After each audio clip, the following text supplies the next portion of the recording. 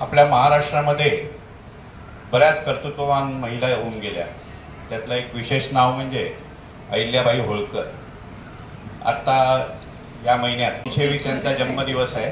त्यानिमित्तानं आपण आजचा कार्यक्रम ठेवलेला आहे. तर त्याच्याकरता आपण शिल्पा गोखले यांना आमंत्रित केलं आहे. मी त्यांना व्यासपीठावर येण्याची विनंती करतो. या टाळ्या वाजवून त्यांचं स्वागत करूया आपण.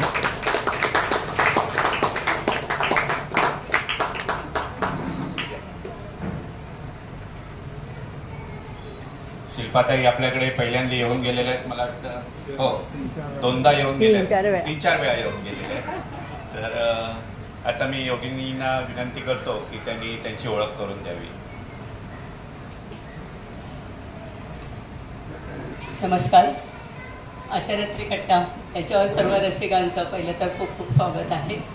आजचा कार्यक्रम खूप असा छान आहे आणि शिल्पाताईंची थोडीशी मी ओळख करून देते. तशा त्या नवीन नाही आहेत, 3-4 वेळा आपल्याकडे येऊन गेलेल्या आहेत. पण प्रत्येक पाहुणा इथे येणारा त्यांचं नाविन्य काहीतरी घेऊन येतो, म्हणून ओळख करून देणं गरजेचं आहे. शिल्पाताई मकरंद गोखले प्रवचनकार आणि व्याख्याता आहेत. पार्ल्या इथे त्या राहतात. देना बँकेतून त्यांनी सेवानिवृत्ती घेतली, नंतर त्या बँक ऑफ बरोडामध्ये होते. बरोबर ना? त्याच्या आधीच त्यांनी सेवानिवृत्ती घेतली. 1000हून अधिक कार्यक्रमाचे त्यांनी सादरीकरण केले आहे. गणेश उत्सव, नवरात्र उत्सव, सोसायट्यांचे वार्षिक उत्सव, वसंत उत्सव, संक्रांत सण, चैत्र उत्सव, कोजागरी, वर्षा, वसंत ऋतू, विशेष अशा अनेक प्रसंगी त्यांचा बोलण्याचा हातखंड आहे. शिल्पा मकरंद गोखले नावाचे त्यांचे यूट्यूब चॅनल पण आहे. नंतर त्यांची विषय सूची फार मोठी आहे. त्याच्यामध्ये ललित आणि प्रासंगिक, याच्यामध्ये हिंदू सण, संस्कार, पर्यावरण, माय मराठी, स्पंदन सकारात्मकतेची, सखी साजनी एक कहाणी, मातृत्व व निष्काम कर्मयोग, अनादि सिद्ध नाम साधना, संक्रांत एक संक्रमण, चैत्र महिना, काव्य कोजागिरीचे, वसंत कौतुकम, ऋतू हिरवा ऋतू बरवा, व्याख्यान अधिक मासाचे, वारीचे अंतरंग, असावे जगणे आपुले छान, जलसाक्षरता, हसण्यासाठी जन्म आपुला, हसरे करुण सोडावे सकल जन. नंतर त्यांच्या देवतांचे पण खूप हे तरी नाही असं थोडे तरी वाचते. श्री गणेश पुराण, विष्णूंचे 10 अवतार, देवदेवतांचे कैलासपती महादेव, दत्तचरित्र, नंतर दत्त संप्रदाय क्षेत्रांचा महिमा, देवींचे 3.5 शक्तिपीठं, हे सगळंच म्हणते तसं वाचत नाही पण थोडक्यात सांगते. नंतर भगवती राधा ते संत मीराबाईपर्यंत, श्रीरामचरित्र, नंतर दासन हनुमान, राजपुत्र सिद्धार्थ ते भगवान गौतम बुद्ध, नंतर संत आख्यान त्यांचे आहेत. त्याच्यामुळे थोडे सांगते. श्री सद्गुरू आख्यान, महाराष्ट्रातील संत स्त्रियांची मांदेयाळी, आदिमाया मुक्ताबाई, नामाची या दासी जनी, वेना पावली पूर्णाविराम, नंतर आहे एक त्रिवेणी, मुक्ताबाई, जनाबाई आणि बहिणाबाई. बरोबर आहे. श्री तुकाराम शिष्या बहिणा शिवूरकर, संत मीरा, समर्थ रामदास स्वामी, नंतर संत शिरोमणी नामदेव महाराज, तुका आभाळा एवढा, महाराष्ट्रातील साधू पंचक, सद्गुरू गोंदवलेकर महाराज, अशा अनेक याच्यावर त्यांनी आपली व्याख्यानं दिलेली आहेत. आणि नरनारी याच्यामध्ये छत्रपती शिवाजी महाराज, छत्रपती संभाजी महाराज, कर्मयोगी, योगिनी जिजाऊ, अशी एक त्रिवेणी, जिजाऊ, येसुबाई, ताराराणी, स्वामी विवेकानंद, लोकमान्य टिळक, स्वातंत्र्यवीर सावरकर, क्रांतिज्योती सावित्रीबाई फुले, काव्य माऊली बहिणाबाई चौधरी आणि रामायण कालीन स्त्री आणि जे स्त्री जीवन, अशा अनेक विषयावर अनेक याच्यावर त्यांनी व्याख्याने, नंतर त्यांचे व्याख्यानं होतात आणि अजूनही त्यांचे कार्यक्रम मला होतं सगळी ठिकाणी चालू आहेत. तर आपण जास्त वेळ न घेता आपला कार्यक्रम आपण सुरू करूया. बसून बोलले तर चालेल? हो चालेल चालेल. म्हणजे मला उभ्याचाही काही प्रॉब्लेम नाही आहे. श्रीराम. सगळ्यांना सप्रेम नमस्कार. आपल्या रिवाजाप्रमाणे गणरायाला, आई सरस्वतीला आणि अहिल्यादेवी तर ह्या प्रखर शिवभक्त आहेत. तर त्यामुळे भगवान म्हणजे महादेवांना आणि अहिल्यादेवींनाही मनोभावे प्रणिपात करून ही 300वी जयंती म्हणजे 31 मे 1725 हा त्यांचा जन्मदिवस आहे. तर आपण कधीही हे चरित्र घेऊ शकतो, पण 31 मे 2025ला ते 300वं जे जयंती वर्ष आहे त्याची सांगता होईल. तर त्यामुळे हे वर्ष विशेष महत्त्वाचं आहे. 300वं जयंती वर्ष साजरं होत आहे म्हणून. तर त्या अहिल्या देवींना मनोभावे प्रणिपात करून, आणि देवी म्हणते तेव्हा दिव्यती, जी दिव्य आहे, जी म्हणण्यापेक्षा ज्या म्हणायला हवं, दिव्य आहे, तेजस्वी आहे, तेजस्विनी आहे ती देवता. तर त्यामुळे हळूहळू तो प्रवास लोकमाता ते राजमाता ते लोकमाता, आणि राजमाता म्हणताना सुद्धा अजूनही तो दिव्य आहे, कारण त्या सामान्य कुटुंबातनं राजघराण्यात गेल्यात आणि तिकडनं मग प्रजेप्रती वात्सल्य भावनेने त्या राजमाताकडनं पुढे लोकमाताकडे सरकलेले आहेत. तर ते चरित्र उलगडताना सर्वप्रथम तुम्हालाही, म्हणजे सगळ्यांना वंदन करता करता तुम्हालाही प्रणिपात अशासाठी की राणेसाहेब म्हणाले ते बरोबर आहे की 4-5 तरी वेळेला मी इथे आले आणि आपला ऋणानुबंध कसा जवळजवळ 10 वर्ष मे बी जास्तच मागे जाणारा आहे. तर त्यामुळे त्यावरनं सहज एक असं सांगावं असं वाटतं की ज्याला त्याला आपुल्या जातीचे भेटो मज कोणी, की जसं हरिण जाई हरणासंगे, अश्वांना प्रिय अश्वसंगती, मूर्ख रंगती मूर्खांसंगे, आणि बुद्धिमंत लुटती आनंद बुद्धिमंतांसंगे, शीलछंद गुण समान ज्यांचे, शीलछंद गुण समान ज्यांचे, त्यांचे जडते मैत्रीचे नाते, त्यांचे जडते मैत्रीचे नाते. तर त्यामुळे असा काही ऋणानुबंध आहे की नेहमी मला खूपच आनंद होतो, म्हणजे बऱ्याच ठिकाणी जाताना आनंद होतो, पण त्यातली जी काही आज माझे मिस्टर सुद्धा म्हणाले, ते पण इथे येऊन गेले 2-3 वेळेला. तर म्हणाले आपण येताना पण बागेमध्ये शिरलो की इतकं अगत्यपूर्ण आपलं स्वागत करतात, आणि जाताना सुद्धा आपण म्हणतो ना पाठवणी अगदी दारापर्यंत येऊन इतकं छान वाटतं. ते त्यांच्या ते विशेष लक्षात राहिलं आणि ते त्यांनी मला पॉइंट आउट करून सांगितलं. तर असं खूप छान वाटतंय. तर आता विषयाकडे येताना की राजमाता जिजाऊ म्हणते तेव्हा की सत्व स्त्रीत्व सांभाळून, त्यामुळे त्याला अनेक विशेष महत्त्व येतं की सत्व स्वत्व आणि सत्य ह्याची ज्यांनी प्राणपणाने आयुष्यभर जपणूक केली, तर त्या अहिल्यादेवी होळकरांचं चरित्र घेताना अहिल्यादेवी झाल्या, आणि खूप कमी लोकांना ती प्रसिद्धी त्यांच्या हयातीत मिळते. त्यांच्या हयातीतच त्या अहिल्यादेवी म्हणून ज्या प्रख्यात झाल्या, तर हा विषय घ्यायला मिळणं हे सुद्धा भाग्य आहे. भाग्याने ती संधी मिळेल. हा विषय मी पण नव्यानेच अभ्यास करून घेतलाय. आणि इतिहासाचं काय असतं, पुढे पुढे म्हणून म्हटलं सगळं काय हे नको की पुढे पुढे होळकर शिंद्यांमधलं वैमनस्य किंवा थोरले बाजीराव वगैरे असे काही टॉपिक्स असे होतील, किंवा त्यांचा मुलगा वगैरे, की सगळ्यांनाच ते योग्य वाटतील, माझं बोलणं होईल असं नाही. म्हणून म्हटलं आपण थोडासा जरूर करूया आणि काही ह्याच्यानंतर थांबूया.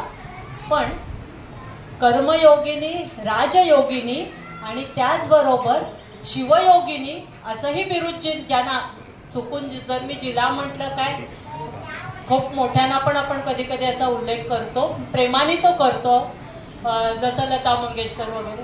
तर कर्मयोगिनी, राजयोगिनी आणि त्याच वेळेला ज्या शिवयोगिनी आहेत, तर शिवयोगिनी या नावानेच एक निलांबरी गानू त्यांनी लिहिलेलं त्यांचं चरित्र आहे, ते मी वाचलंय. बऱ्याच जणांनी आपल्या परीने बरंच विस्तृत त्यांच्याविषयी लिहिलेलं आहे, पण तरीही आता हिमनगासारखं आहे की जसं थोडंसं माहिती होतं, हिमनग 9 भाग खालीच असतो, तसा मोठ्यांची चरित्र तशीच असतात, कितीही उलगडून जरी अभ्यास करत गेलं तरी. आणि आता काय होतं, वादविवाद खूप होतात. आता आपण निपक्षपातीपणे बोलू शकत नाही, अशी थोडी कठीण अवस्था झालेली आहे. तर ते असो. तर कर्मयोगिनी, राजयोगिनी आणि शिवयोगिनी म्हणते तेव्हा की हे कर्मयोगिनी राजयोगिनी जय तू अहल्या माता, जय तू अहल्या माता, जय जय तू अहल्या माता, यश कीर्ति की अमर रहेगी. तव हे आठवतंय कोणाला? यश कीर्ती की अमर रहेगी, यश नाही तव कीर्ती की जय जय तू अहल्या माता, यश कीर्ती की अमर रहेगी. खूप महत्वाची ओळ आहे ती, पण जय जय तू अहल्या माता.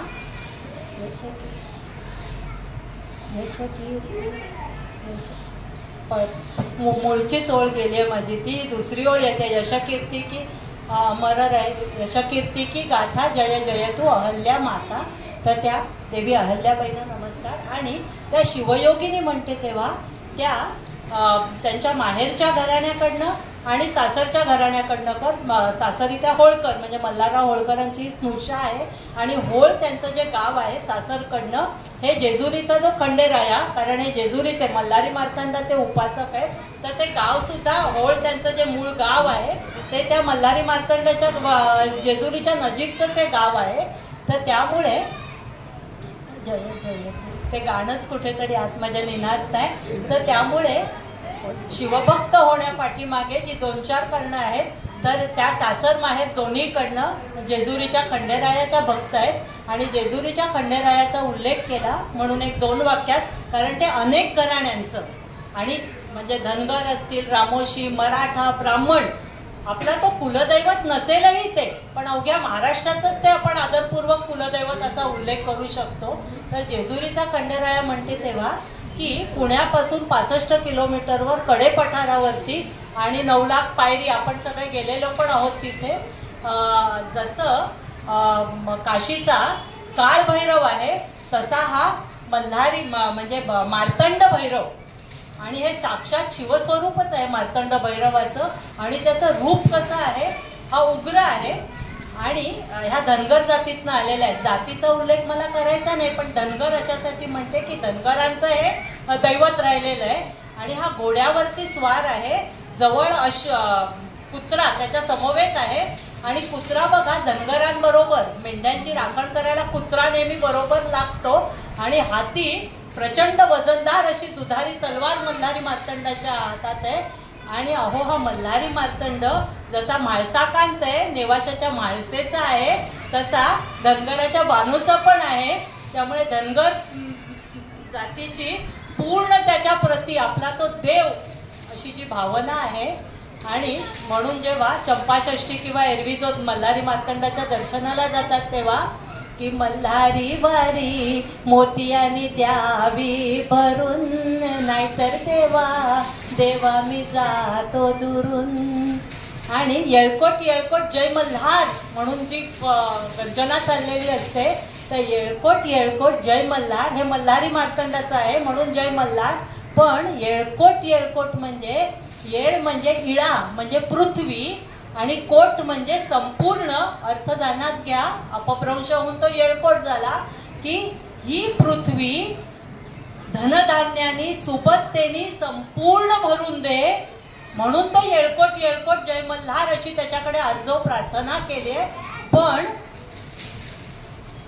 पृथ्वीचं एक राहून दे, आपल्या भारत देशाचा हिंदुस्थानचा विचार केला तर सुबत्ता काय, स्थैर्य काय कधी येईल, जेव्हा मी सुरक्षित असेल तेव्हा. आणि आज दुर्दैवानी स्थिती अशी आहे, आपल्या देशाचं विदारक स्थिती अशी आहे, पाकिस्तान काय, बांगला काय, चीन काय, सगळेच कोणीच मित्र राहिलेला नाहीये, अशी दुर्दैवी स्थिती आहे. मग जर आपण सुरक्षित नाही तर काय ती सुबत्ता आणि स्थैर्याला अर्थ काय राहिला, जी आपली समृद्धी झाली त्याला. तर तेव्हा मल्हारी मार्तंडाकडे प्रार्थना करूया की तेव्हा पहिल्यांदा आम्ही सुरक्षित असून दे, आणि आपण शेवटी आपलंच आपल्याला धैर्य धारण करायचं आहे, तर ते धैर्य आम्हाला दे. आणि जसं अहिल्यादेवींनी 5000 स्त्रियांची फौज उभी केली, तर तद्वत आता तू आमचा पाठीराव का हो, आम्ही पराक्रम आम्ही गाजवू, पण हर हर महादेव. इथे पण शिवरायांची घोषणा पण हर हर महादेवच आहे. तर तेव्हा मल्हारी मार्तंडाकडे हीच प्रार्थना करूया की आम्हाला सुरक्षितता पहिल्यांदा, मग स्थैर्य समृद्धी जे काही पुढे येईल ते. तर ते असो. तर अहिल्यादेवी, आणि अहिल्यादेवी म्हणतात डोळ्यापुढे बघा की पांढरी वस्त्र, कारण 28व्या वर्षी विधवा झालेल्या आहेत, सासऱ्याने परावृत्त केलं, नाहीतर त्या सती गेल्या असत्या, की सफेद पांढरी वस्त्र परिधान केले, डोक्यावरनं पदर आहे आणि हातामध्ये शिवलिंग आहे, की हातामध्ये शिवलिंग की आणि न्यायदान करताना तर त्या शिवाला साक्षी ठेवूनच, आणि शिवरायांचं जे धोरण होतं हे राज्य व्हावं, हे तो श्रींची इच्छा, तसं की इथल्या प्रत्येक कृत्याचा जाप मला शिवशंकराला द्यायचा आहे, की इथे माझ्या हातात राज्य आहे म्हणून जे मी करीन तसं चालणार नाही, पुढे मला त्या प्रत्येक माझ्या कृत्याचा जाप शिवशंकराला द्यायचा आहे. या हे राज्य व्हावे, हे तो श्रींची इच्छा, तसं हे राज्य व्हावे, हे उत्कृष्ट राज्य व्हावं ही शिवशंकराची इच्छा. त्याच्या मार्गदर्शनाखाली, त्याच्या आदेशानुसार तो साक्षीभावाने बघतोय माझ्या प्रत्येक कृत्याकडे, या भावनेने त्यांनी हे केलेलं आहे. तेव्हा देश, देव, देश, धर्म याला समर्पित ज्यांचं आयुष्य आहे, तर त्यांचं बालपण, सांसारिक जीवन आणि प्रशासकीय कार्य 3 पट उलगडून दाखवताना त्या साधेपणाने, किती साधेपणा असावा. अहो, एवढी त्यांची संपत्ती होती. हे माळवा प्रांताचा हे समृद्ध संस्थानिक आहेत आणि खाजगी मालमत्ता खूप आहे होती त्यांच्या नावावर, पण किती साधेपणा, की त्यांचं वर्णन करताना त्यांची एक दासी राघोबा म्हणजे रघुनाथराव पेशवे, तर त्यांच्या आनंदीबाई स्त्रीला वर्णन करताना सांगते की अहिल्यादेवींना रंगरूप असं काही नाही, म्हणजे विशेष, कारण त्या मध्यम उंचीच्या सावळ्या वर्णाच्या, पण रंगरूप असं नाही. आणि त्या सदैव शुभ्र वस्त्र तेवढी परिधान करतात, पण त्यांच्या चेहऱ्यावर तेज, सात्विकता, तेज असं आहे की त्यांच्या समोर जो उभा राहील तो त्यांच्या पुढे नतमस्तक झाल्याशिवाय राहणार नाही. तर असं त्याचं वर्णन. तर त्याच्यावरनं आठवण होतीये की अष्टावक्र मुनींनी जनकाला अष्टावक्र गीता सांगताना, जनकाचे गुरु आहेत ते याज्ञवल्क्य आहेत, पण अष्टावक्र मुनींनी विद्वानांच्या सभेमध्ये आणि मग त्याला जी अष्टावक्र गीता सांगितली, त्याच्यात जे त्यांनी जनकाला जो पहिला बोध केलाय तो, कारण त्यांच्याकडे बघून लोक हसले होते, विद्वान हसले होते, सर्वसामान्य नव्हे, पंडित हसले होते मोठे. तर हेच सांगितलंय की परमात्मा आकृती बघत नाही, कृती बघतो. आणि म्हणून चोख्या मेळ्यानी पण जे आपल्या इथे म्हटलंय की काय बोललासी वरलिया रंगा, म्हणजे मला अहिल्यादेवी ह्याच्या दिसण्याविषयी नाही म्हणायचंय, पण हे त्या असामान्यातल्याच असामान्य आहे.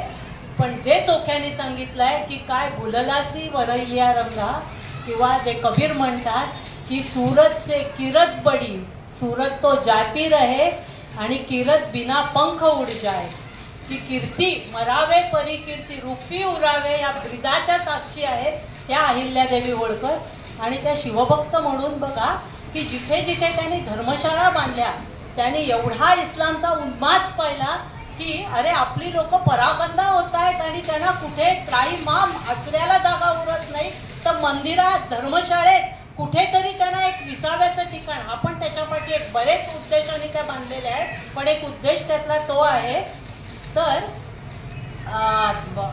जो भाग घेत होते तो, तर तिथे जिथे जिथे धर्मशाळा बांधल्या, तर त्या धर्मशाळेमध्ये तुळशी वृंदावन असावं, तुळशी म्हणजे तुळशीचं रोप असावं, शिवमंदिर छोटं का होईना शिवमंदिर असावं, अन्नछत्र असावं, अन्नाची सोय असावी, आणि अन्न पाणी त्याची सोय असावी, आणि सशस्त्र तिथे सशस्त्र पहारेकरी उभा असावा संरक्षणासाठी.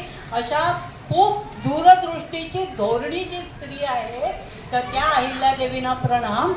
आणि परत बघा कसं की त्या 8व्या वर्षी लग्न होऊन त्यांचं हे चौंड म्हणजे गावाकडनं त्या ज्या इंदोरला गेलेल्या आहेत, आणि इंदोरवरनं त्यांनी राजधानीनंतर महेश्वरला हलवलेली आहे. पण ह्या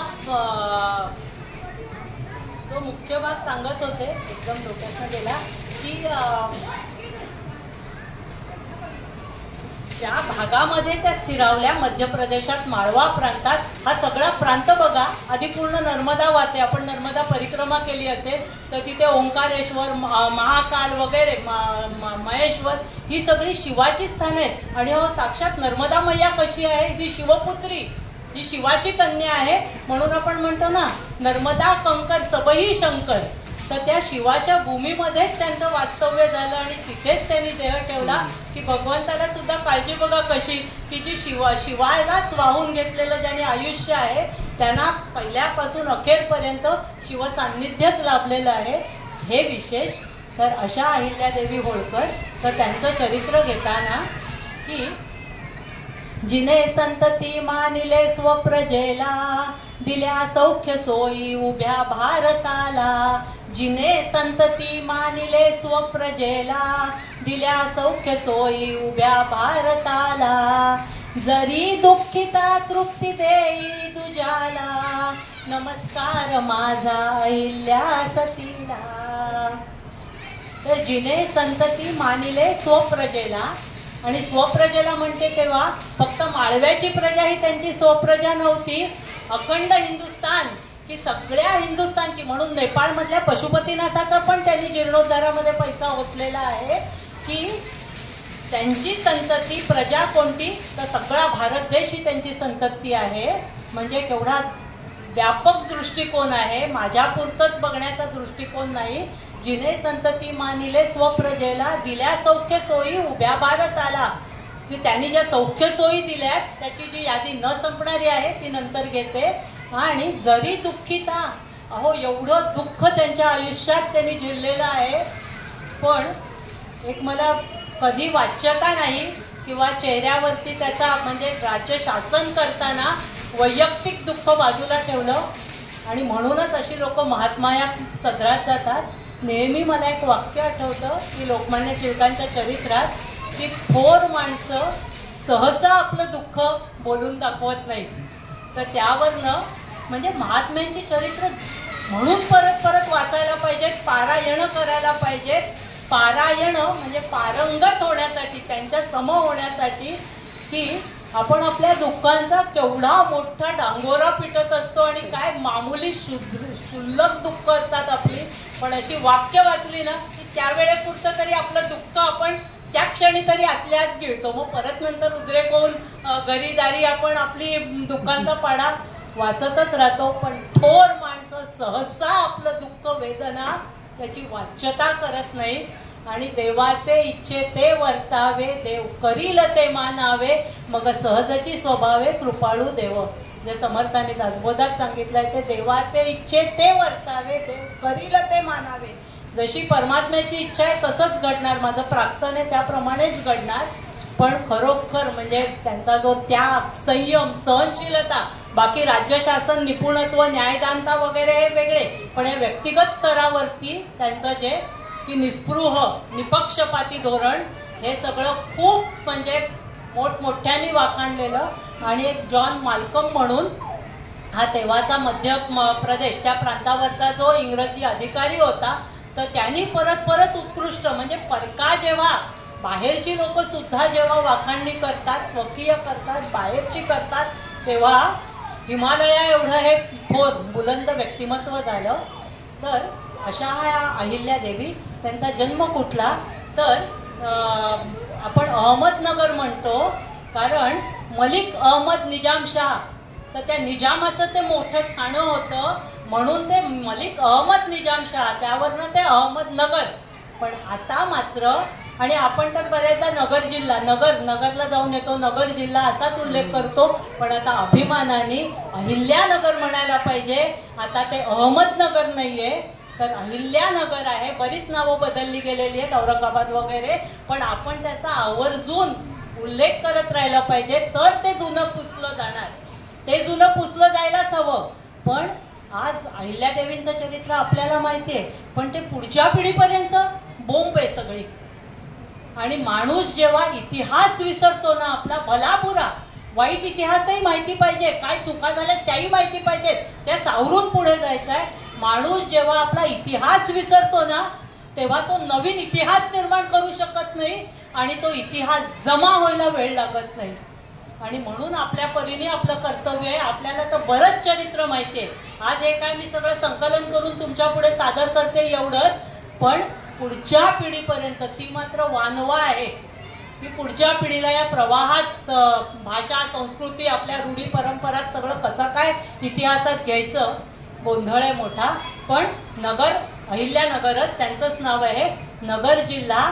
आणि त्यातलं जे चौंडी गाव आहे जामखेड तालुका, तर हे छोटं गाव आहे आणि तिथे त्यांचा किल्ला किंवा वाडा हा आता स्मृती म्हणून शासकीय याच्यामध्ये स्मृती म्हणून ती जपली गेलेली आहे.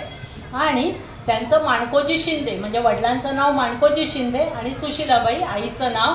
आणि हे कसे होते की त्यांचा शेती व्यवसाय आहे, गावचे ते पाटील आहेत, त्यांचे पण वतनदार, छोट्या प्रमाणात वतनदार. पण त्यांनी आपल्या मुलीला घोड्यावर बसणं, भालाफेक किंवा पोहणं वगैरे ह्या सगळ्यामध्ये पारंगत केलं होतं, ज्याचा पुढे त्यांना खूप फायदा झाला. आणि म्हणून त्यांनी अबला नव्हे तू सबला हा नारा त्या माळव्याच्या आपल्या स्त्रियांना म्हणजे प्रजाजनांमधल्या स्त्रियांसाठी त्या राबवू शकल्या कार्य, कारण वडिलांनी त्यांना घडवलं होतं. आणि हे एक नक्की आहे मात्र की आपण म्हणतो बघा, behind every successful man there is a woman. उलट पण आहे की behind every successful woman man म्हणा किंवा कोणीतरी प्रेरणास्त्रोत कोणीतरी असतं ना. जेव्हा एखादा मोठी व्यक्ती घडते तेव्हा अहिल्यादेवींच्या बाबतीत मात्र एक हाती त्यांचे सासरे मल्हारराव होळकर, वडिलांनी पण त्यांना खूप पुशअप केलेलं आहे, पण मल्हारराव होळकरांचं त्यांना घडवण्यात, सासऱ्यांचं त्यांना घडवण्यात खूप मोठं योगदान राहिलं आहे. त्या भागाकडेच येते. आणि एक विशेष म्हणजे तेव्हा मुली शाळेत जात नव्हत्या, पण काही व्यक्तिगत ह्याच्यामध्ये कोणाला तरी गुरुजींना बोलवून वगैरे बेसिक तोंड ओळख, अक्षर ओळख, त्यामुळे यांना लिहिता वाचता येत होतं. तर ह्याचा त्यांना पोथी पुराणं त्यांना वाचण्याचा खूप म्हणजे धार्मिक विचारसरणीच्याच त्या होत्या ना, अध्यात्मप्रवण होत्या. तर त्यामुळे वडिलांनी म्हणजे लिहिणं वाचणं शिकवलं, त्यांना शिकवून घेतलं असेल. तर त्याचा त्यांना नंतरच्या काळात त्यांचं स्वतःचं सुसज्ज वाचनालय, संग्रहालय म्हणतो ना, ग्रंथ संग्रहालय होता. आणि विचार करा, आता आपल्याला पण या गोष्टी अचंबित करणाऱ्या वाटतात. काळ 300 वर्ष मागचा, 300 म्हणजे 300+, त्या मोठ्या झाल्यावर थोड्या काळ मागे जाणार आहे. तेव्हा काही छपाई कला वगैरे नव्हती. तर जे खूप असे दुर्मिळ होऊ घातलेले ग्रंथ होते, पुराण ग्रंथ म्हणा किंवा मौलिक असे, तर ते त्यांनी नकला करून घेणं म्हणतो ना, हस्तलिखित, ज्यांचं अक्षर चांगलं आहे त्यांच्याकडून अशी 80-100 हस्तलिखित. आणि परत कागद म्हटला की तो त्याला जपायला लागतो, व्यवस्थित ठेवणं वगैरे. आपण इमॅजिनच करू शकणार नाही की तेव्हाचा काळ किती कठीण होता. म्हणजे रामदास स्वामी वगैरे आठवा की कसं जाऊन सगळं गोळा करून ते लिहिणं वगैरे अशक्य. आज सगळ्या सोयी आहेत आपल्याला, अगदी इतक्या सोयी आहेत, पण तरी म्हणावं तेवढं कर्तृत्व आपण गाजवू शकत नाही. हा खेद आहे. तर त्यांचं वाचनालय होतं, तो भाग मग मी पुढे घेते. पण वडिलांमुळे त्या लिहायला वाचायला शिकल्या. आणि आई वडिलांकडनं त्यांना ही शिवभक्ती आली होती. घराणंच सासर माहेर दोन्हीकडनं मल्हारी मार्तंड, शिवाचे उपासक. आणि शिवभक्ती आली होती म्हणताना देवभक्ती म्हणूया. ह्यातही परत बघा की त्या श्रद्धाळू होत्या, पण श्रद्धा वेगळी आणि देवभोळेपणा वेगळा.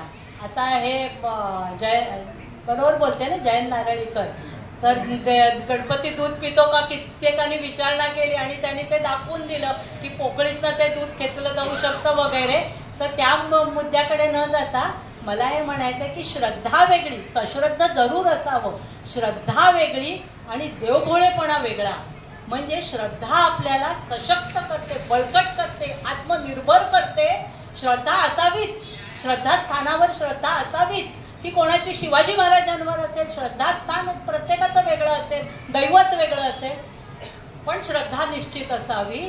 आणि देवभोळेपणा आहे त्यांनी काय होतं, माणूस दुर्बल होतो, कमकुवत होतो. म्हणजे बघा की अरे मी देवाला नवस बोललाय, फेडायला पाहिजे, देव बघतोय, किंवा असं मी करून चालणार नाही वगैरे, एवढं मला करायलाच पाहिजे, यानी सोळ्यानी स्वयंपाक वगैरे जे काही असेल.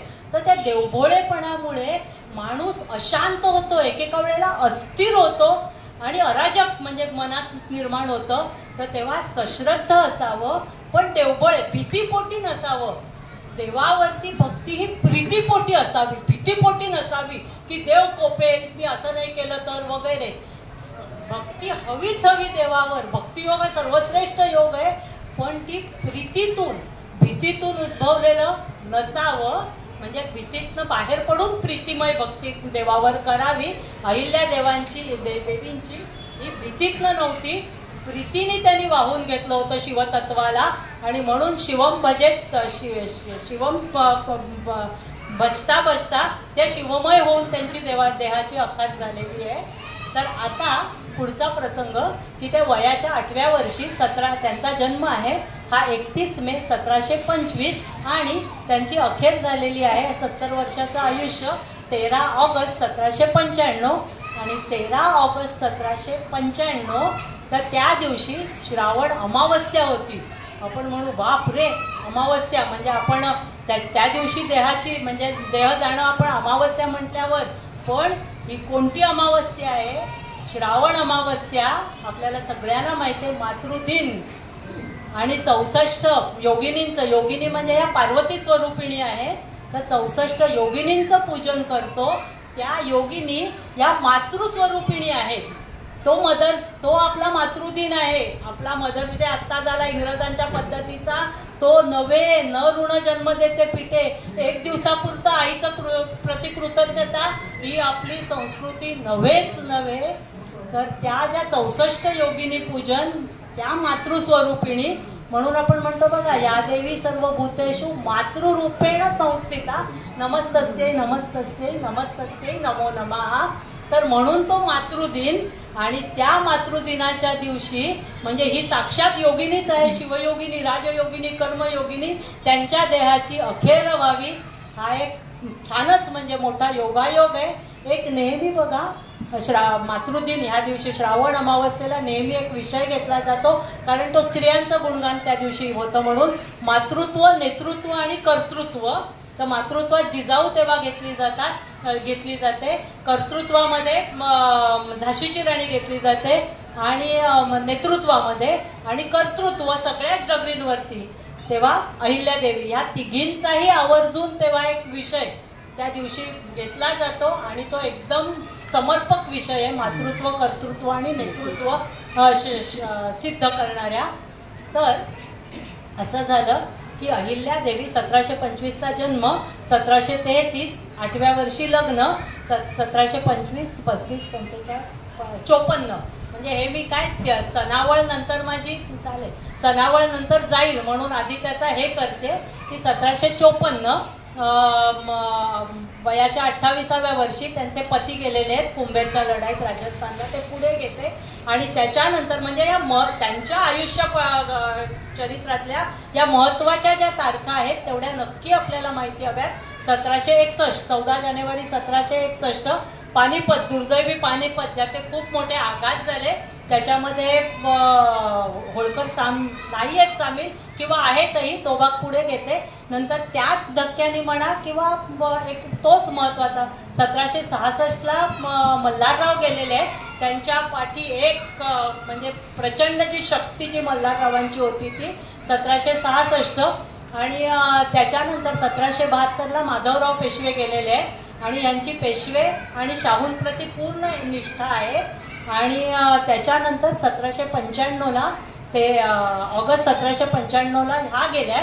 आणि त्याच्यानंतर ऑक्टोबर 1795ला सवाई माधवराव गेले. माधवराव नव्हे, नंतर बारबाई कारस्थान झालं आणि माधवराव पेशवे, जो खरा चांगला काळ होता, आत्महत्या केली त्यांनी वगैरे, त्या ह्याच्याकडे न जाता, पण ते नंतर गेलेले आहेत. म्हणजे ह्या गेल्यात तेव्हा गादीवरती सवाई माधवराव पेशवे होते. तर झालं असं की ह्या 8 वर्षाच्या आहेत, म्हणजे यांना मल्हाररावांनी यांच्या वडिलांकडे मागणी कशी घातली की गावाच्या बाहेर, यांचं छोटं गाव चौंडी गाव, तर ह्या गावाच्या बाहेर शिवमंदिर. तर ह्या मैत्रिणी आपापल्या आईबरोबर यायच्या आणि बाहेर त्या सीना नदी किनारी म्हणजे त्या खेळायच्या. आणि यांचं आवडतं एक हे होतं, या एवढ्या लहानपणापासूनच शिवप्रीती घेऊन आलेल्या की शिवाची म्हणजे आपण वाळू म्हणतो पण ती ओली माती, की त्याची शिवपिंडी करायची, मनोभावे पूजा, स्तोत्र म्हणायची आणि मग विसर्जन करायचं. हा त्यांच्या आवडीचा एक खेळच होता. आणि मग मैत्रिणींबरोबर खेळ वगैरे. तर या 8 वर्षाच्या, म्हणजे आता मी परत या तारखा सांगत नाही, 25 आणि 33ची घटना, की ह्या मैत्रिणींबरोबर खेळतायत आणि शिवपिंडी करण्यात मग्न आहेत. म्हणजे बाळाचे पाय म्हणतात ना, तशी चुणूक अहिल्या ही काही चीज आहे आणि त्या खेळतायत.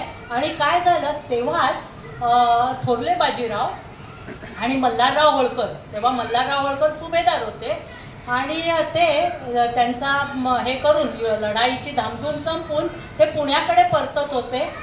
पण सूर्य अस्ताच जायला लागला. आता पुढचा प्रवास नको, आज इथेच थांबूया म्हणून त्यांनी सीना नदीच्या किनारी, यांचंच गाव म्हणजे, तिथे आपले घोडे वगैरे सोडलेले, त्यांना पाणी वगैरे आणि तात्पुरत्या याच्यामध्ये ते विसावले.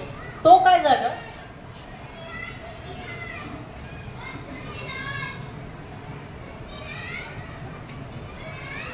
एक घोडा उधळला, असा अचानक उधळला आणि तो जोरात असा त्या नदीच्या किनाऱ्यावरून धावायला लागला.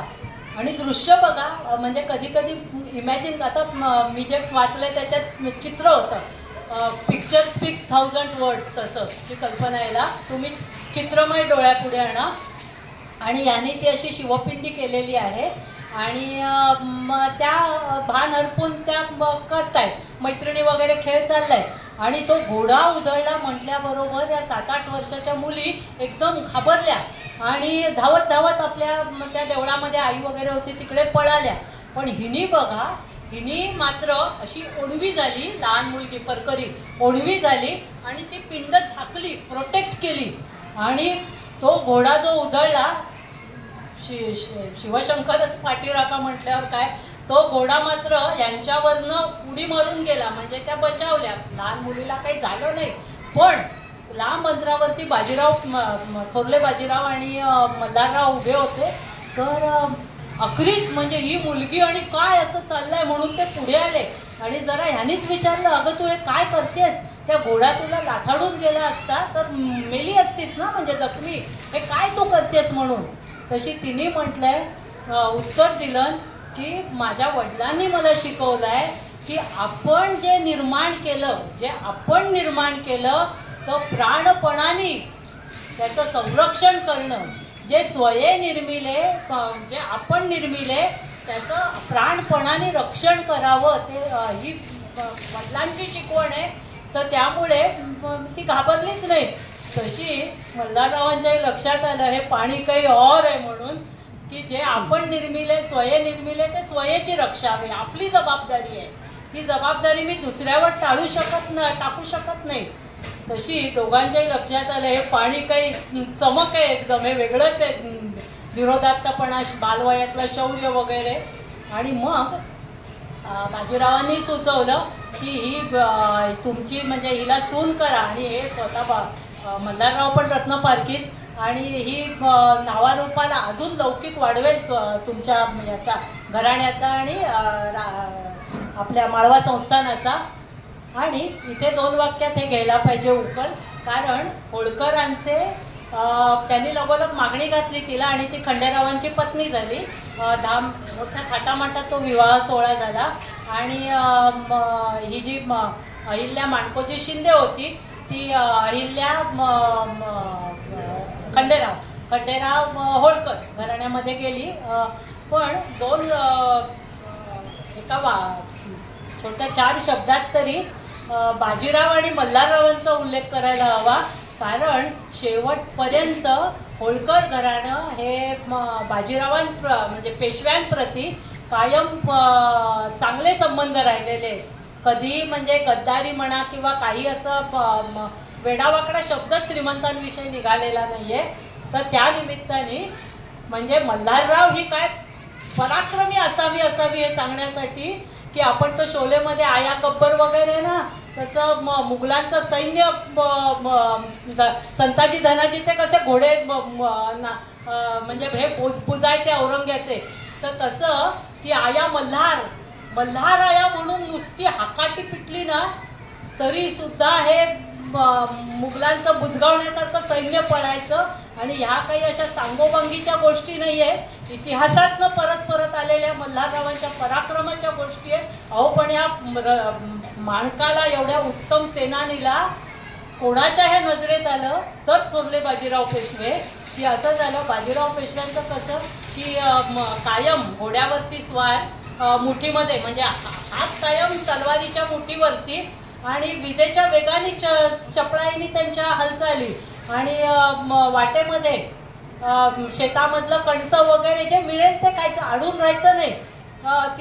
तिथे आणि नॉनव्हेजच खाल्लं वगैरे असा विचार क्षत्रियाच्या बाबतीत तरी करायचं नाही. तिथे तेव्हा त्याची जात बघणं गौण आहे. तर आहे ते खायचं आणि पुढे मार्गक्रमण करायचं, थांबा असं नाही. तर एकदा यांचं हे तोडी गावात, तेव्हा हे मामाकडे होते, तोडी गावामध्ये हा राखणदार मल्हार छोटा आहे, तसे समवयस्क, फार वयात अंतर नाही, आणि राखण करतोय. आणि बाजीरावाचं सैन्य घुसलं की एकदम, आणि भराभर कणसं हातातवरच अशी सगळं सैन्य उपटताय, खात पुढे घोडे. कशी ह्याच्या गोफणीतनं जो गोटा मल्हारला, जो गोटा निघाला, परत बाळाचे पाय, जो गोटा निघाला, बाजीरावांना तो लागला नाही. पण लोक म्हणाले, सैनिक म्हणाले, अरे तुला माहितीये का काय, तू कोणाच्या वाटेला जातोय? तशी हा म्हणाला, ते कोणी किती बी मोठं असून दे, हे शेत बी माझंच आणि गुरं बी माझीच. कारण गुरं नव्हे, हे धनगर ना, ते मेंढरं, ही मेंढरं बी माझीच. की माझ्या शेताची अशी नासाडी करायचं काम नाही. म्हणून की त्याचं हे बोलणं ऐकलं मात्र की बाजीरावांना दिसलं हे पाणी काही वेगळंच आहे. त्याला ताबडतोब सैन्यामध्ये हे पुढे सुभेदार काय फार मोठे, माळवा हे खूप मोठं सदन संस्थानामधलं येतं, आणि पुढे ते संस्थानिक पण मोठे झाले.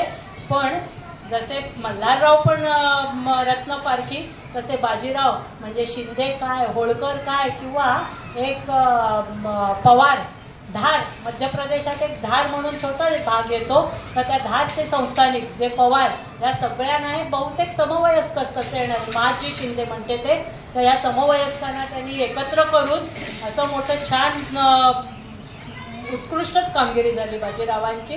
पण त्या निमित्ताने की पेशव्यांचे आणि काय संबंध राहिले म्हणताना की 1739ला निजामाशी हे करून थकले, म्हणजे बाजीरावांनी अल्पवयात खूप लढाया दिल्या.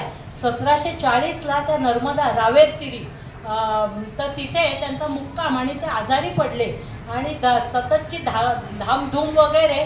तर त्याच्यात 28 एप्रिल 1740 थोरले बाजीराव गेले, आणि ह्यांचे आणि मल्हाररावांचे एवढे उत्तम संबंध होते, कारण ह्यांना वर आणण्यात हात दिला ना. आणि मग मात्र जो मोठा असतो तो कसाही निमित्त पुरता, आणि तो मोठाच होतो.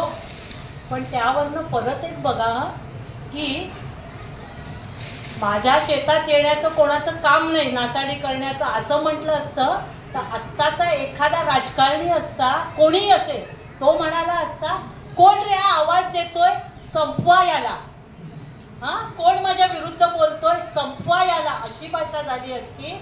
पण हे लोकच मोठी होती ती, त्यांनी बरोबर गुण पारखला आणि जवळ केलं त्याला.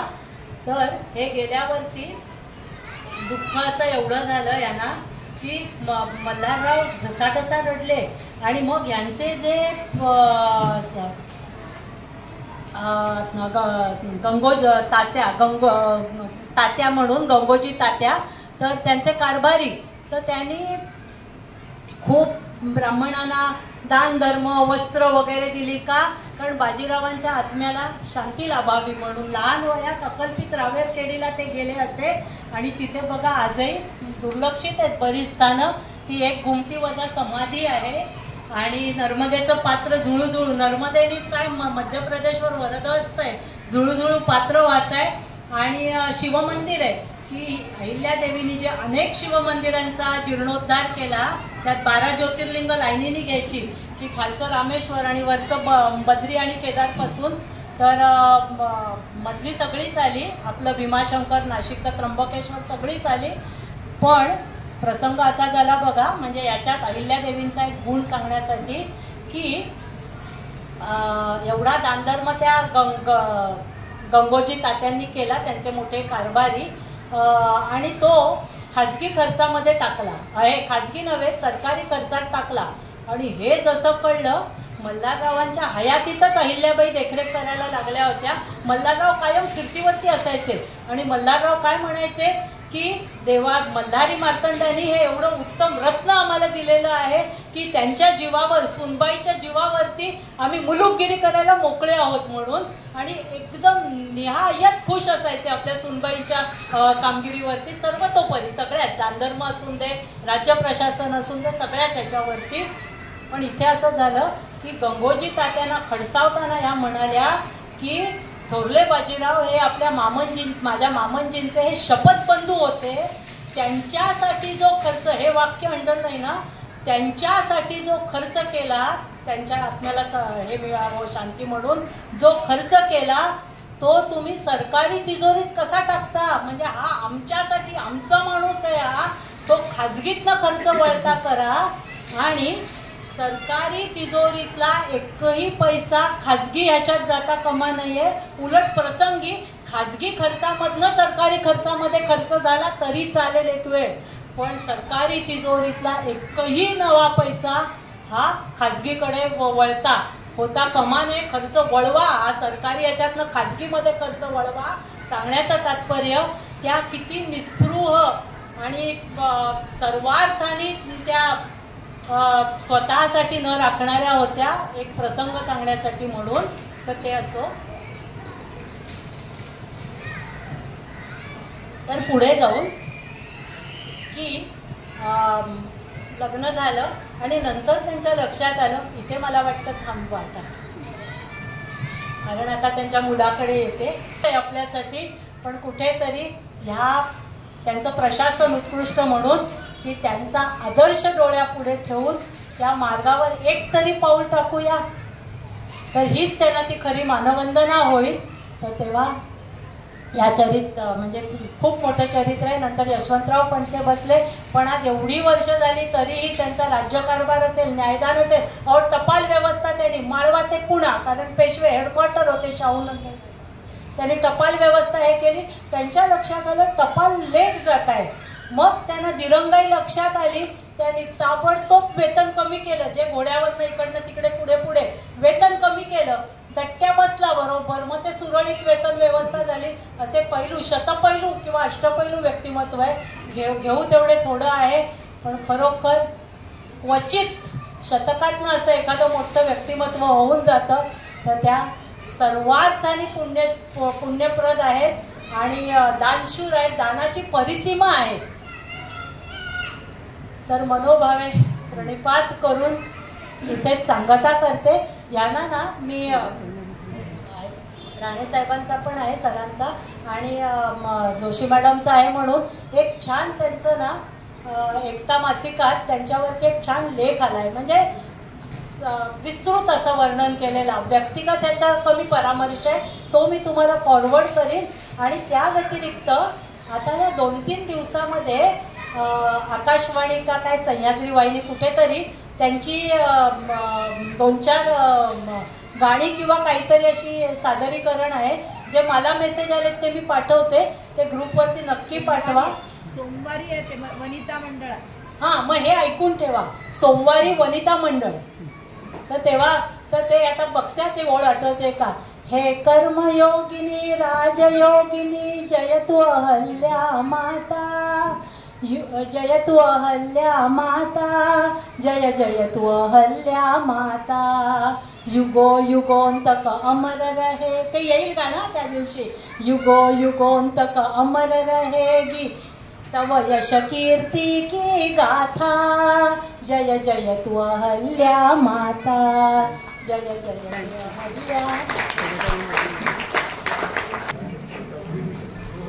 कार्यक्रमाची सांगता करताना मी शोभाताईंना विनंती करतो की त्यांनी 2 शब्द बोलावे. न ठेवता बोलणं, आणि तेही संस्कृत, हिंदी, मराठी, आणि उत्स्फूर्तपणे बोलणं. एकदा आपण जोरदार दाद देऊया. अहिल्याबाई हा विषय खरंच इतका मोठा आहे की पटकन संपणारच नाही, आणि त्यांच्या बाबतीतल्या वदंता खूप आहेत. तर मला एक अगदी काय म्हणायचं त्याला, काहीतरी प्रसंग इतके खूप आहेत त्यांच्या आयुष्यातले, बऱ्याच ठिकाणी केलेले आहेत. तो मगाशी त्यांनी धावता घेतला, थोडासा विस्तृत करून सांगायला मला आवडेल की त्यांच्या बाईंच्या, अहिल्याबाईंच्या दरबारामध्ये एक अशी घंटा होती बाहेर, त्यात जिथे न्यायदान चालायचं त्याच्या बाहेर अशी एक घंटा होती आणि ज्याच्यावर अन्याय झालाय किंवा ज्या माणसाला न्याय मागायचा आहे त्याने ती घंटा वाजवायची. आणि एक दिवस काय झालं की एक गाय आली आणि ती घंटा तिने वाजवली. तेव्हा अहिल्याबाई म्हणाल्या, अगं बाई, आता तुला पण न्याय हवाय की काय माझ्याकडनं? आणि ती चालायला लागली. त्याबरोबर तिच्या पाठोपाठ अहिल्याबाई पण चालत गेल्या.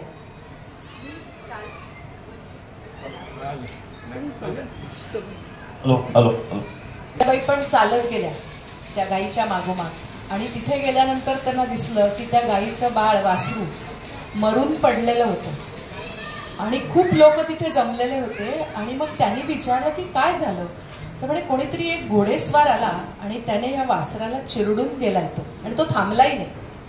त्या लगेचच कडाडल्या की ज्याने कोणी हे केलेलं त्याला तशीच शिक्षा होणार. कोणी केलंय हे?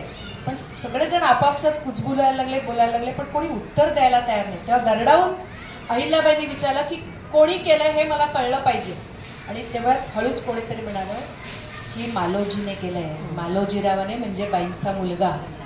लगेच बोलावणं पाठवलं गेलं मालोजीला. आणि तिथे आणल्यानंतर पोरसौदा होता, 14-15 वर्षाचा होता मालोजी, परंतु त्याला सगळे नाद होते त्या वयात सुद्धा.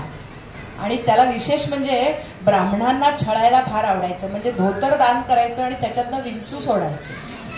अशा खूप गोष्टी आहेत की जरा जसे वडील होते, गुटी प्यायची, मद्य, मदिरा आणि मदिराक्षी असे सगळे नाद जसे वडिलांना होते, खंडेरावांना होते, तसेच मालोजीला सुद्धा होते. आणि मग तो तिथे झोपायला लावलं. त्याला झोपायला लागल्यानंतर सगळेजण प्राण रोखून बसले की आता तो घोडा, आणि सांगितलं आता घोड्याने धावत तिकडनं यायचं लांबनं, आणि त्याच्या अंगावरनं जसं वासराला झालं तसंच हलाई करायचं. मनावर, हृदयावर दगड ठेवून एका आईने हे करावं. आपण आज काय करतो सगळ्यांना माहिती आहे की आपण आज आपल्या मुलाची चूक असली तरी सुद्धा दुसऱ्याला ओरडतो. तर अशा वेळात, आणि तितक्यात असं झालं की तो घोडा जवळ आला, तेवढ्यात कोणीतरी एखाद्या ह्याने मालोजीला जोरात खेचलं आणि मालोजी वाचला. हे जे आहे ना, म्हणजे मातृहृदयावर सुद्धा प्रसंगी दगड ठेवून, किंवा अजून एक प्रसंग आपणही तो वाचला असेल की खंडेराव, त्याला सगळा नाद होते ना, त्यामुळे त्याला सतत पैसे लागायचे. ते बाया त्याच्या ठेवलेल्या होत्या, कंचनी ठेवलेल्या होत्या, त्याच्या मदिरा, सगळेच गुटी प्यायचा, सतत झोपेतच असायचा वगैरे वगैरे. तर त्याला तनखा पुरायचा नाही, त्याला तो द्यायचा तो. तर एकदा त्याने काय जरा पुढच्या महिन्याचा तनखा आधीच घेतला होता, आणि तो घेतलेला असताना सुद्धा त्याला परत पुढच्या अजून एक हवा होता. तो म्हणाला मागच्या महिन्याचा दिलेला आता होणार नाही. तो इतका चिडला की ती तनख्याची वही असते ना, ती किर्द खतावणी, ती जोरात फेकून दिली. आणि त्या क्षणाला अहिल्याबाईंनी न्यायदान म्हणजे काय हे सांगितलं की त्या क्षणाला त्यांनी सांगितलं की ह्यांच्या रोख स्वतःच्या वैयक्तिक ह्याच्यातनं, खात्यातनं 25 मोहरा घ्यायचे, कारण ही त्याने सरकारी कामकाजाची वही भिरकावून दिलेली आहे. हे जे न्यायदान आहे ना, आणि याच्यानंतर मल्हाररावांना जेव्हा ही सगळी गोष्ट म्हणजे सासऱ्यांना कळली तेव्हा बाईंचा सत्कार केला. म्हणजे सुनेची बाजू घेणारा मला वाटतं एकमेव सासरा असेल की तेव्हा सत्कार केला त्यांचा. असे इतके छान प्रसंग आहेत, पण सगळे छान असते तरी सुद्धा बाईंच्या दुर्दैवाचे हे दशावतार आहेत. इतकं त्यांनी भोगले आयुष्यात. आणि ते घेतल्यानंतर मला मी 2 ओळी मला माहिती होतं लागणार म्हणून माधव जुलियनांच्या 1-2 ओळी त्या वाचते आणि थांबते की जिच्या व्यक्तिगत उत्पन्नातून वाहे दानाची सरिता, जिच्या व्यक्तिगत उत्पन्नातून वाहे दानाची सरिता, ती गंगाजळ निर्मळ राणी कोण, जिचा कोश नचरिता. भोग परांमुख होय परी, नघे कर्तव्याचा संन्यास, निदिध्यास घे शिवाचा, योग कठीण हा अन्यास. राजयोग जनकाचा नाही, भाकड गोष्ट पुराणीची, रहस्य दावी इतिहासाची, कथा अहिल्या राणीची, असं माधव जुलियन यांनी लिहिलेलं आहे. पण हे सुंदर चरित्र आपल्यासमोर इतक्या उत्स्फूर्तपणे समोर एकही काही न ठेवता तारखांसकट मांडलं, त्याबद्दल खरंच काय म्हणायचं, त्याला नतमस्तक व्हावं असं हे व्यक्तिमत्व महत्व आहे. आणि शेवटी फक्त बाईंबद्दल एवढंच म्हणावं असं वाटतं, निंदन्तु नीति निपुणाः यदि वास्तुवन्तु निंदन्तु नीति निपुणाः यदि वास्तुवन्तु लक्ष्मी समाविशतु गच्छति वा यथेष्टम अद्यैव वा मरणमस्तु युगान्तरे वा न्यायात् पथः प्रविचरन्ति पदं न धीरः. म्हणजे निंदन्तु निपुणाः यदि वास्तुवन्तु म्हणजे चांगले लोक, सद्विचारी लोक निंदा करत वा स्तुती करत लक्ष्मी येवो, लक्ष्मी समाविशतु गच्छतु वा यथेष्टम, या स्वतःच्या इच्छेने लक्ष्मी येवो अगर जाओ, अद्यैव वा मरणमस्तु युगांतरे वा, या क्षणाला मरण येऊ देत ना तर युगांतराने येऊ देत, न्यायात पथः प्रविचलन्ति पदम न धीरः. अर्थांतरन्यास अलंकार आहे.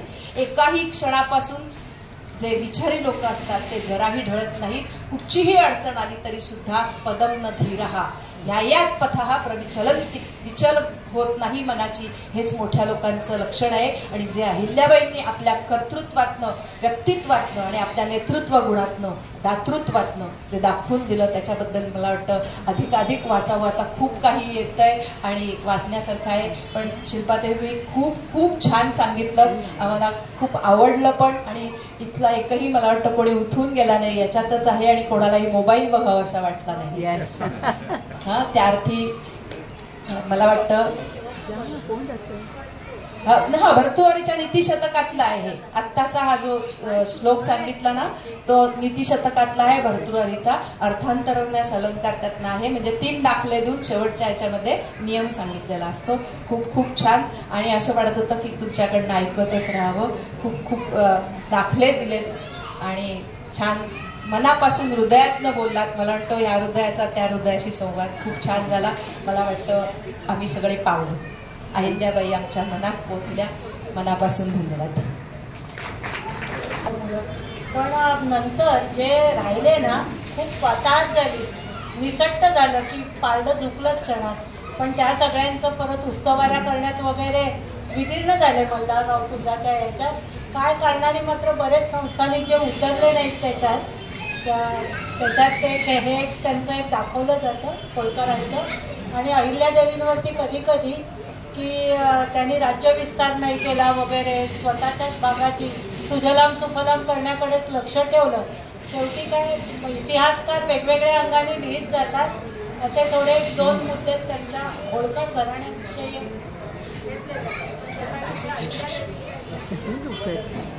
थँक्यू शोभाताई. खूप अभ्यासपूर्ण त्यांची माहिती होती. शिल्पाताई शिल्पाताईंनी खूप छान शब्दात वर्णन केलंय.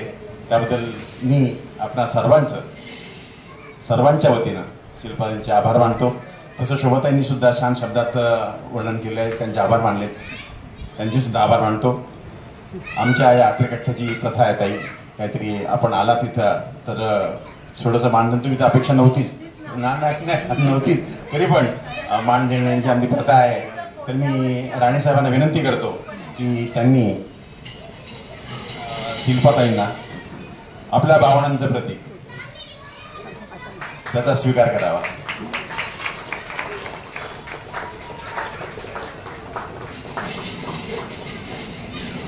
त्यांचे कार्यक्रम 4-5 वेळा झाले असं मी म्हणत, पण 2 वेळा ते आपल्या मत्तीला धावून आले शेवटच्या क्षणी.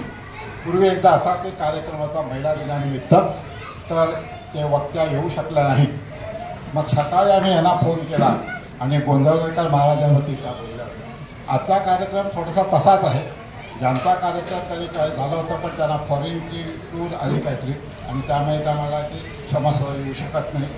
तुम्हाला आम्ही आमच्या अशा आणीबाणीच्या वेळी तुम्ही हजर राहता खरंच चांगलं आहे. आणि मला वाटतं आम्ही अत्रेकट्टा असं ठरवलं की काही असे वक्ते आहेत त्यांच्या वर्षातून एक तरी प्रोग्राम व्हायलाच पाहिजे. त्याच्यापैकी आमच्या शिल्पाताई आहेत. आपल्या सर्वांचे मनपूर्वक आभार. कार्यक्रम संपला आहे असं जाहीर.